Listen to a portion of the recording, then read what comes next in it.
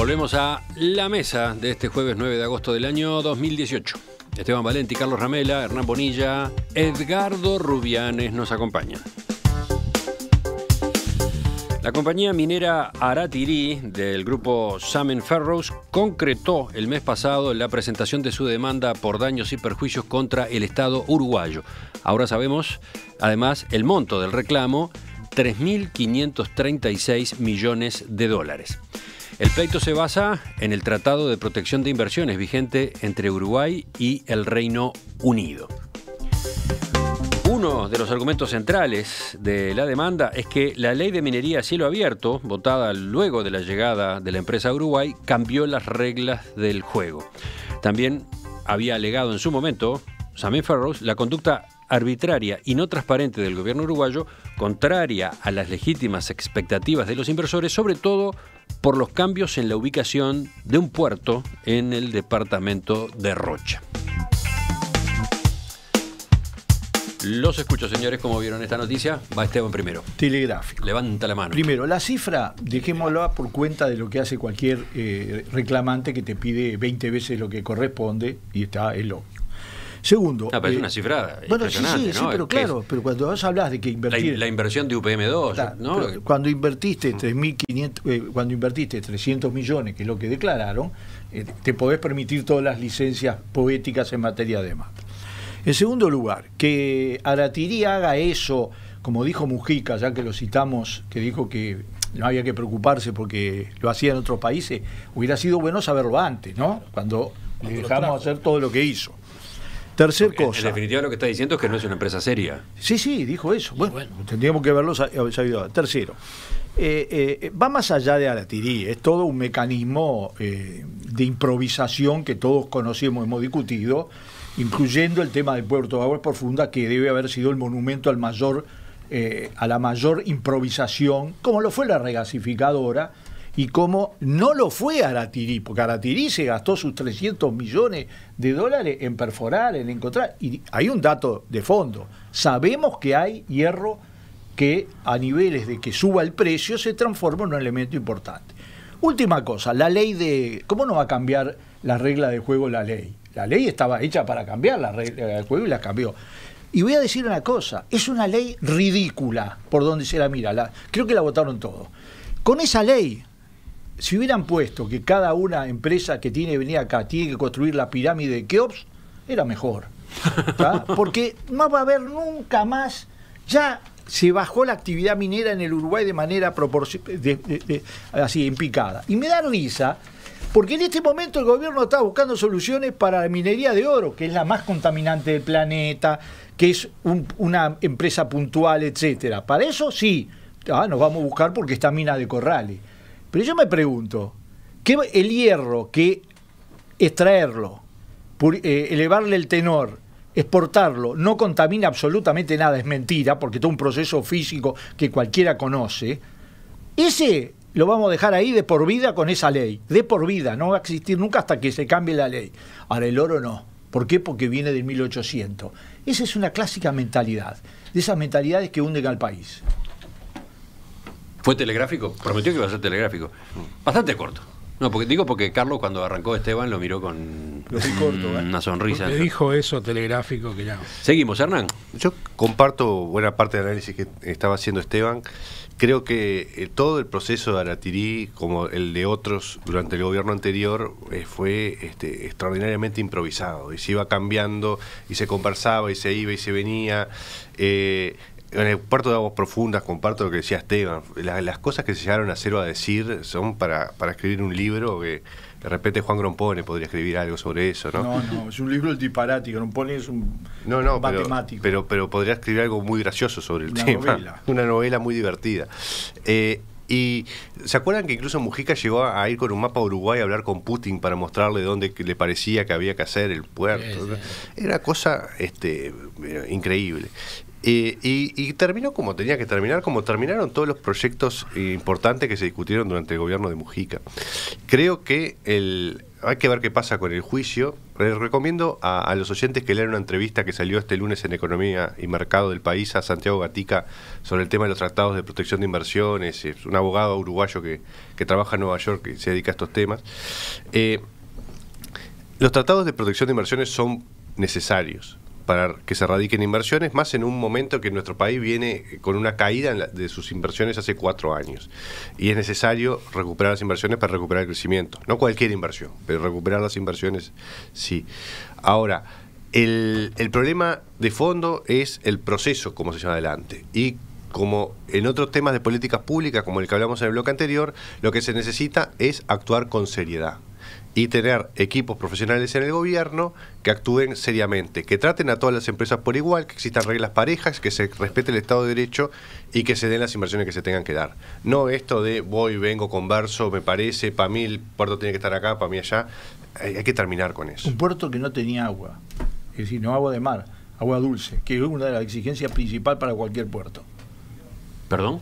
El puerto Explícate no un poco tenía mejor. acceso al volumen mínimo de agua necesaria para poder funcionar, además de que no tenía carga, no casi nada. Agua dulce. Sí, agua dulce. Seguimos con Edgardo ahora. Sí, es un tema complejo, tiene muchos aspectos jurídicos que yo no manejo. Todo este tema de los tratados de protección de inversiones me parece que es se lo ha trabajado, se lo ha desarrollado de una forma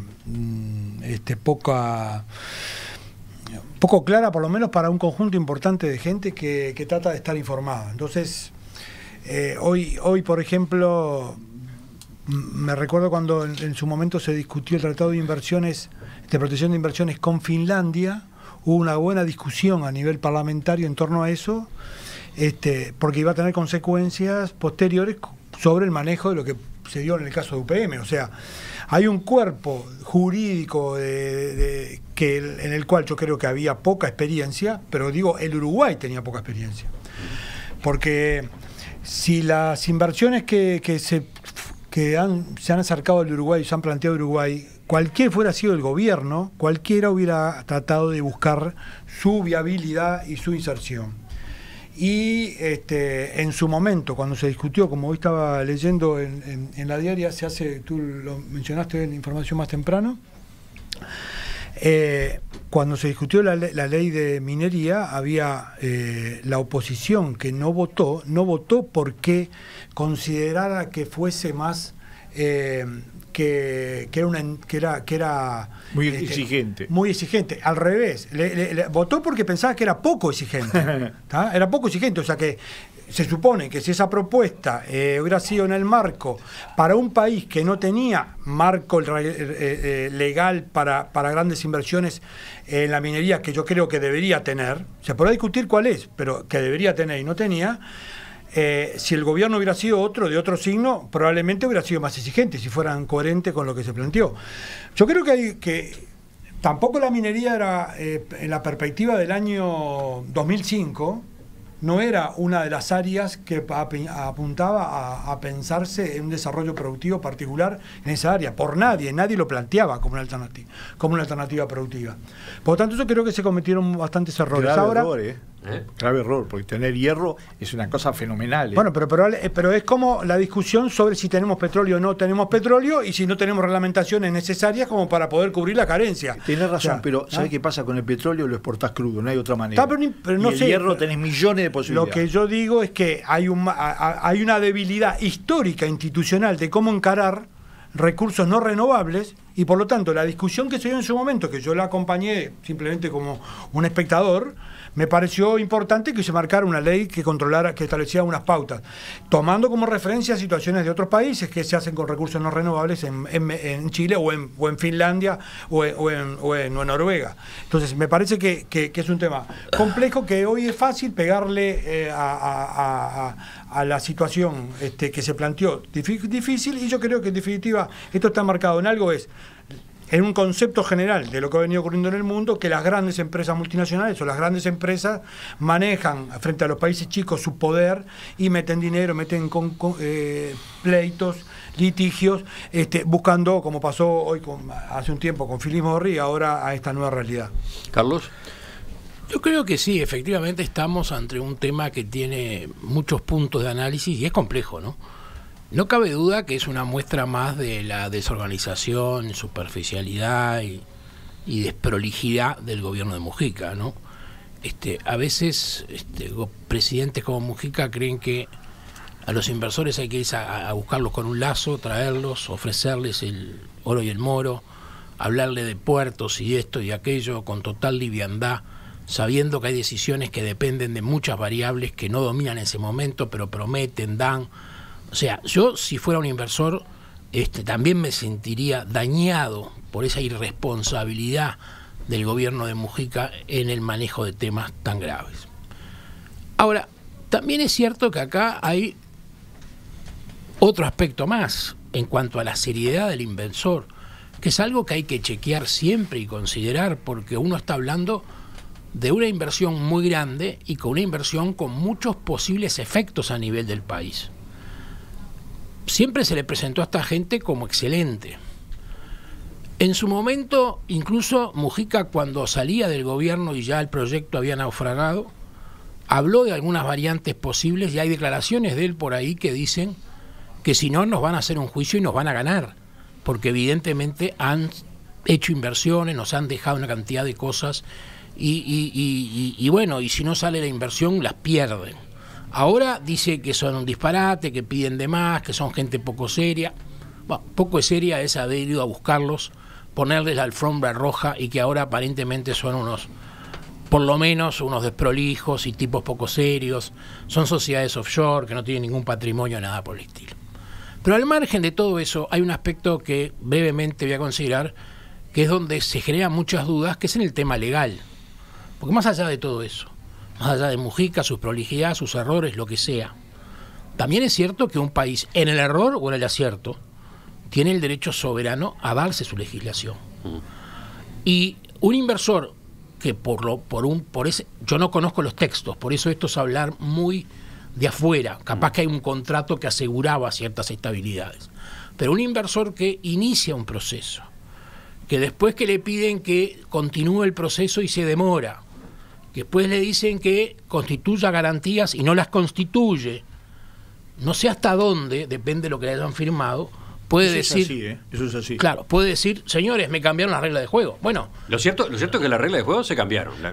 Pero la ley se cambió. Pero, y el puerto también. Pero y el puerto también se cambió de lugar. Lo del puerto es distinto, pues es un aspecto concreto y práctico. La pregunta es si la empresa tiene buenas bases en su comportamiento como para demandar esto. La ley, que yo coincido con Valenti, que es mala porque para mí respondió a la fuerza de ciertos lobbies y ciertos intereses y fue hasta un nivel donde de alguna manera nunca podrá haber minería a cielo abierto en Uruguay con esa ley, pero al margen de eso, porque un país tiene derecho a tener sus decisiones y a equivocarse y las mayorías mandan y la mar en coche, un país no puede legislar sobre un tema porque haya un grupo que viene hace 2 o 3 años hablando con el presidente y proponiendo inversiones, pero sin concretar la inversión.